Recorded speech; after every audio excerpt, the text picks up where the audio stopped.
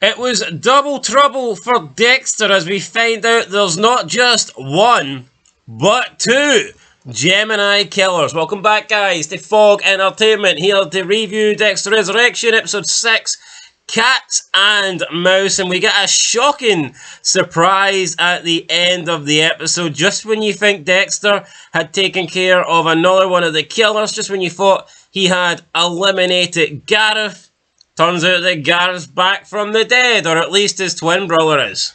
A little bit of twin magic, and phenomenal it was, man. A twist I didn't see coming. I did think he killed him a wee bit abrupt, but I thought, man, maybe he just wants it off these guys. The case is closing in, so to speak, but... They're dropping like flies. Prater's list of killers, his little group, they are, ever since Dexter turned up, they're just falling away.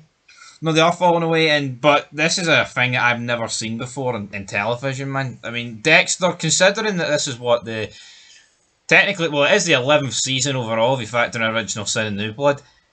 This is something that's so refreshing to see that a show, like, reinvent itself, isn't it, though? Like, I feel like, I'm surprised they didn't produce something like this in the earlier seasons of the show. But it just shows you, even after all these years, they can come up with brand new fucking ideas. I mean, we always bang on about The Walking Dead and that show. When did they ever reinvent themselves and come up with like new ideas? There's nothing of the kind. And I thought this was a phenomenal twist. Yeah, it was, and because when Dexter originally kills Gareth, you're thinking, I thought he was going to be the main bad guy of the season. It seems abrupt that he's, getting killed in just episode 6, but we get the reveal that there's actually two of them. And when you think about it, the Gareth that we see at Prater's party the first time around, he felt very reserved, wasn't really engaging in conversation. Whereas the one that Dexter met for a second time, I'm assuming that was the other one, he did seem more talkative.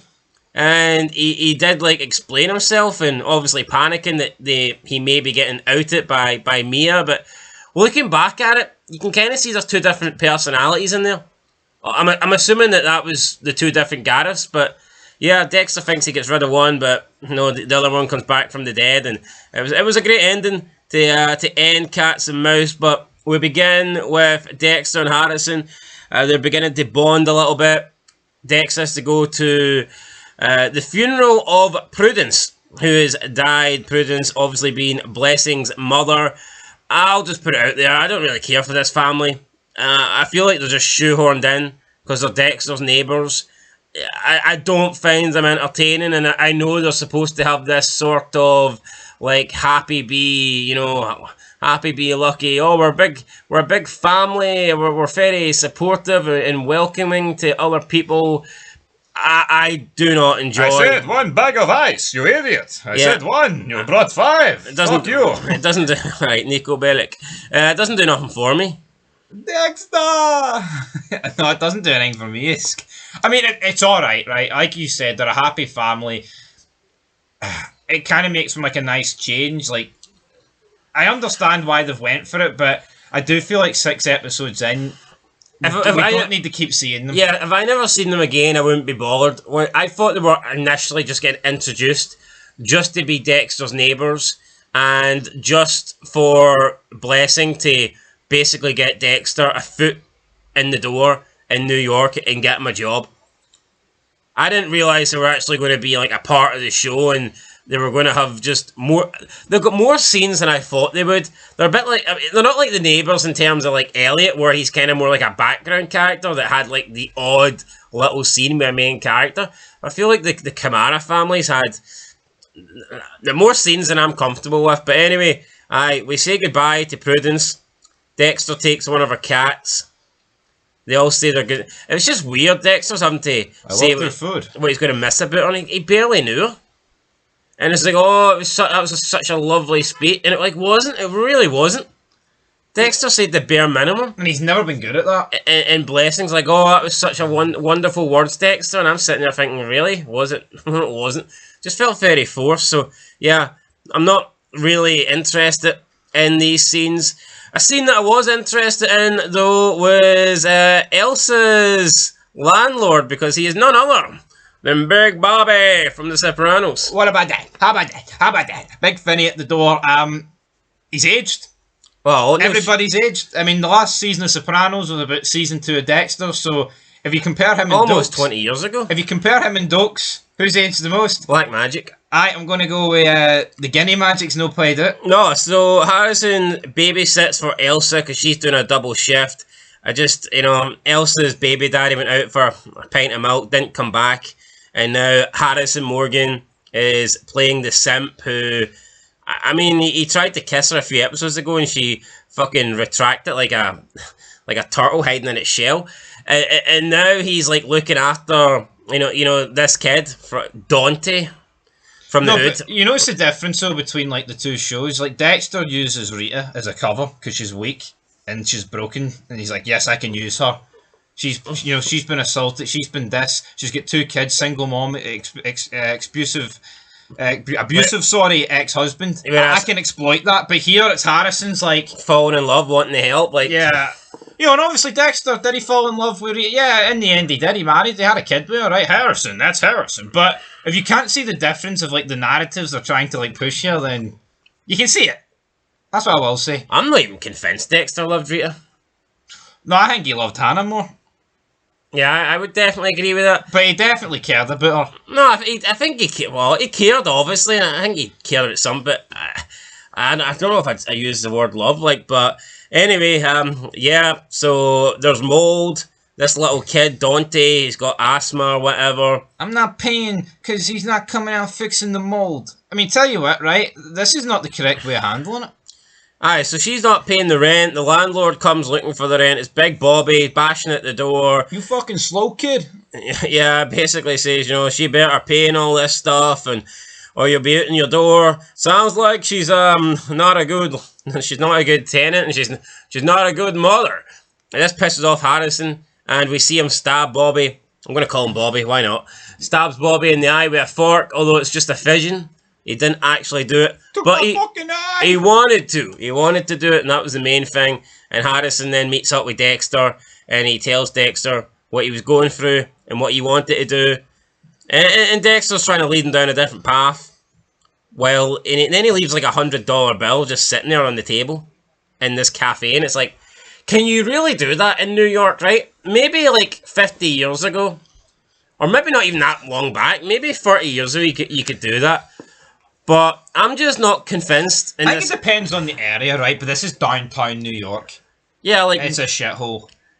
Even if you don't have other cafe customers that would just like lean over and steal it, surely if money was getting left on tables regularly, you'd have like the homeless people coming in, or thieves, or a certain community just coming in and like looking around the tables and stealing all the money.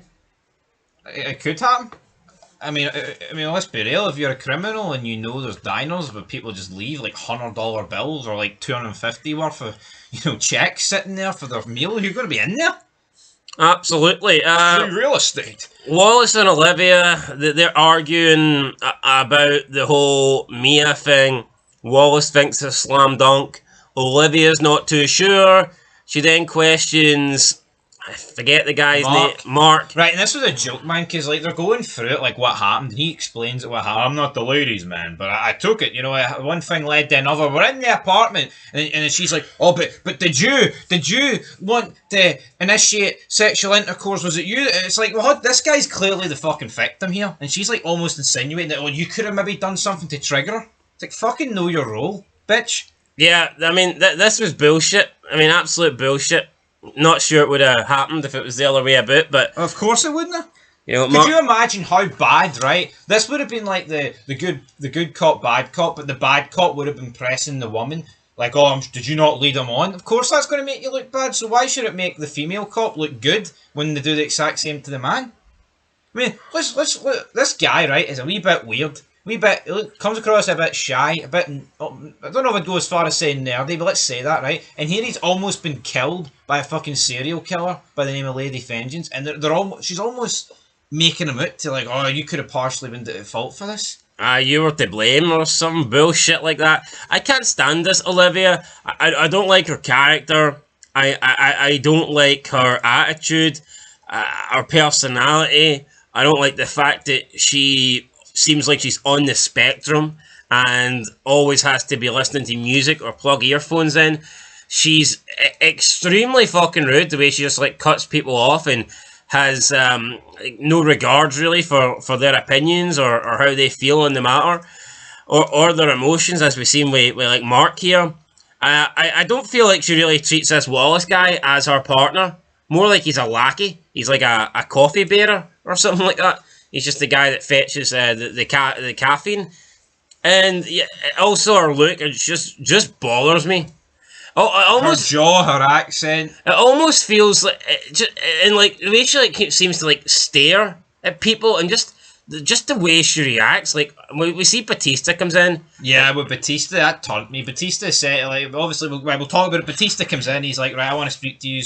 Obviously, you've locked up Lady Vengeance for thinking she killed Ryan Foster, but I don't think she killed Ryan Foster. I think it was the Bay Harbor Butcher. And she's like, wasn't that Sergeant James Stokes? He's like, yes. That's who the FBI went with, but in the last year I've got the information it could be this guy. Forensic analyst from Miami. Dexter Morgan. Whips out Dexter Morgan, and then he's like, it couldn't have been him though, because he was in a coma, and she's like, Captain, you're not beginning to make a lot of sense here. Yeah. It's like, no, let him finish his fucking story. I know, then Batista says, I think it could be his son using his father's methods, Harrison Morgan, and then it's just the way she... It's just yes, the way I she know interrupts. him. Yes, I'm familiar with Harrison Morgan. Honestly, I don't see how you can like this character, but it just feels like in current day shows, we need to have like one, just like one utter mong, don't we? And it's normally a female character. Yo, but it's just the way like she's so condescending to people. It's like Batista has just given them the golden ticket of golden tickets. The problem is, right, see if a male character had all the same characteristics, if she was a male character, right, and acted the exact same way that she does in this show, they would be an antagonist. They would be a villain. They would be viewed as or at least an asshole. Yeah, no, of course they would. But I think she's supposed to be coming across as like, oh no, she's a good cop that's vigilant and good at her job. It's like, no, I'm not seeing it. Honestly, man, I used to think, I still think, I never really liked LaGuerta, right? But she never got under my skin like this woman. Give me LaGuerta over Olivia It's any day of the week. It's just an ignorant, condescending bastard. There's no two ways. Honestly, man, it's just like the way she like spoke down to Batista's giving you all the facts. You're interrupting him numerous times, right? And then they eventually agree, right? You can come along with us tomorrow morning. You can show her the picture. But obviously, is Lady Vengeance going to admit that she knows who it is? We'll have to wait and see. Absolutely not, because we see Charlie bribing someone with some cash at like a gambling event, and it turns out that was a guard. Not just any guard, a prison guard who had access to Mia, because the next day when we see Batista go along with Wallace and Olivia to question Mia, she's hanging in her cell, and the guard turns around and it's the same one that Charlie paid off in an envelope. So looks like he was the one that set it up. So Mia's dead and it's going to go down as a suicide, but I mean in reality it looks like she was taken out. A pretty abrupt ending here. It was. I would have no issue with her dying in this episode, but we didn't get any interaction from her at all.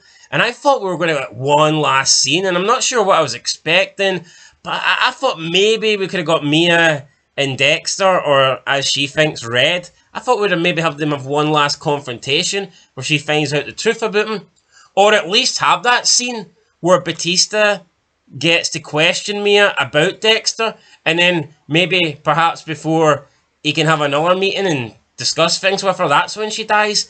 I just felt like her last scene was basically in the last episode when Charlie says, I'll make sure your time here is as painless and quick as possible. It's almost like... And I guess that was true, because she did kind of get killed with like wasn't like rope, it was like almost looked like bed sheets or something, so it was like more comfortable in the neck. It was weird. It was almost like they weren't trying to show the face, and as if like they had to change actress or something, but I know they didn't. But she's gone, rather abrupt. We did see the dinner table meet earlier with Gemini, Al and Red. Yeah, everyone's losing people here. Yeah, everyone's freaking out. Maya's arrested. They don't know where the tattoo collector is gone. Yeah, everyone in the original guy's already been taken out. The first guy's been taken out by Charlie. So this group has been halved at this point. Cut straight down the middle, and as you pointed out, the Gemini Killer here is acting very different to what he was acting in the previous episodes. He's a lot more talkative and just like being more expressive. Whereas in the previous episode when we first met him, I don't recall him saying a single thing. And I think it adds to the whole twist though, because it appears that this guy's a bit more eccentric, the one he killed.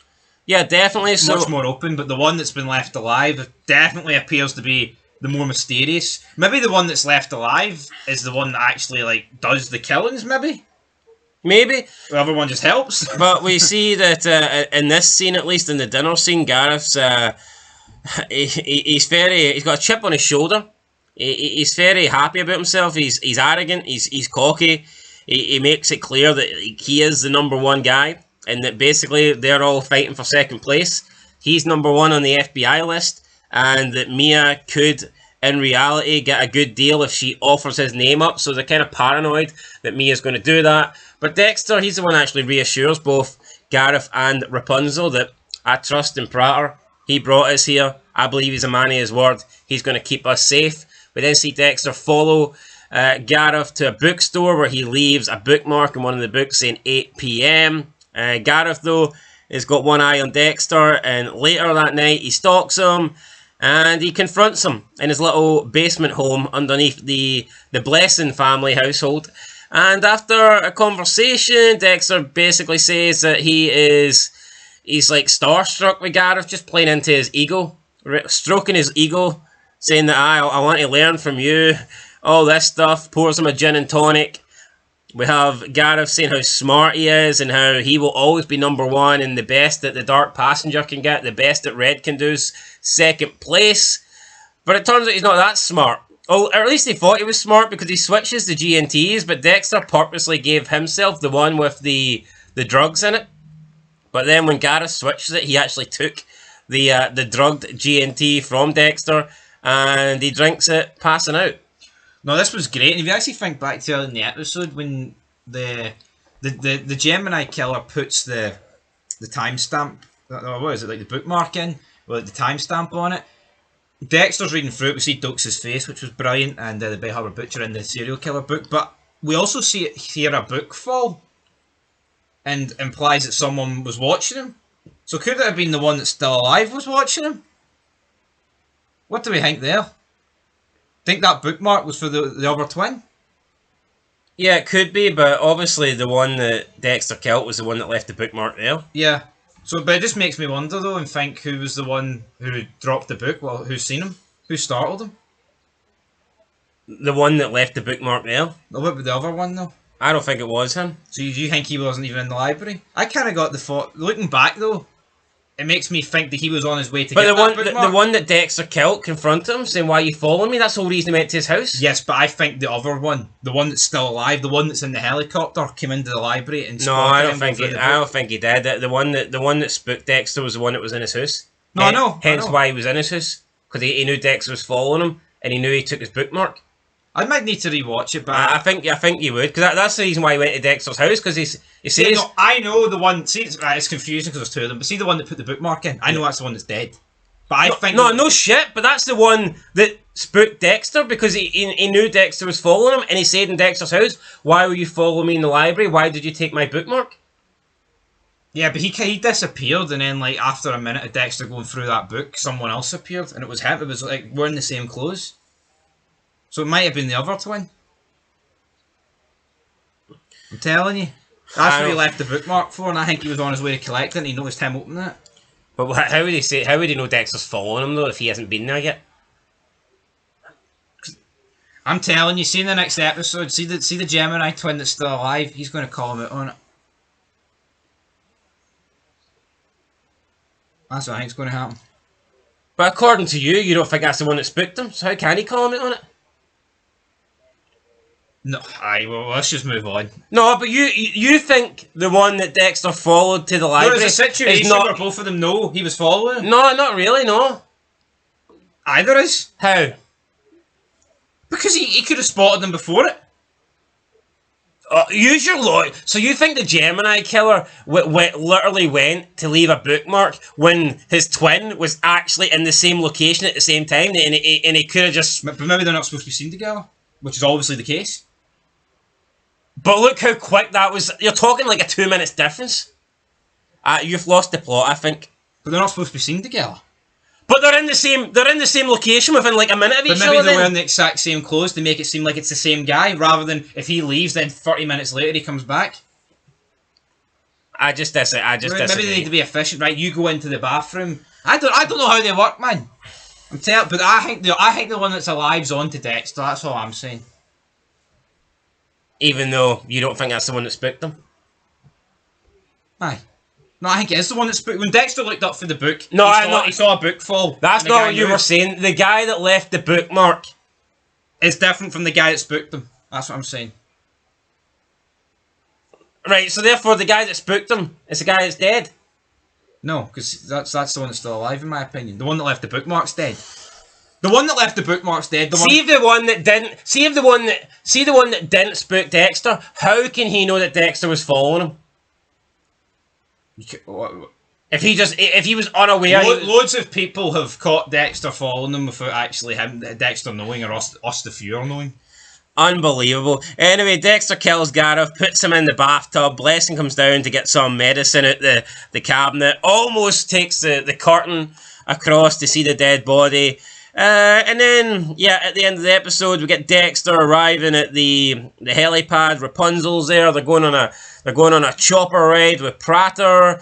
They're waiting on Gemini, but Dexter's like, well, it's going to be a long wait because he's not coming. But then a car does pull up. Gemini gets out, jumps into the plane, the chopper even, and Dexter realizes, oh shit, the Gemini Killers, they're identical twins. Fuck me. So Dexter's only killed one of them. What's next? Triplets? Still got 50% to complete the mission. Anyway, that's it. Cats and Mouse. I thought it was a good episode. I'll give it a 7 out of 10. I think the ending saved it. It felt a wee bit flat. Yeah, but the ending was great. So, and looking back, the way he killed him so abruptly makes a lot more sense. Yeah. But then I don't think if he talked to him, like, it doesn't make much sense for him to give up his twin. But I like that ending. That was great, and I think I'll be right next week. Well, we'll see. We'll make a video on it. Ah, there you go. Right. Anyway, rating time. I'll give it a 7 as well. But now the fact that we know that there's twins, maybe rewatching it, there's stuff to notice. Yeah, maybe. Anyway, guys, that's it. We'll catch you in the next one. Dexter, Cat and Mouse. That was your review. 7 out of 10. Till next time. Peace.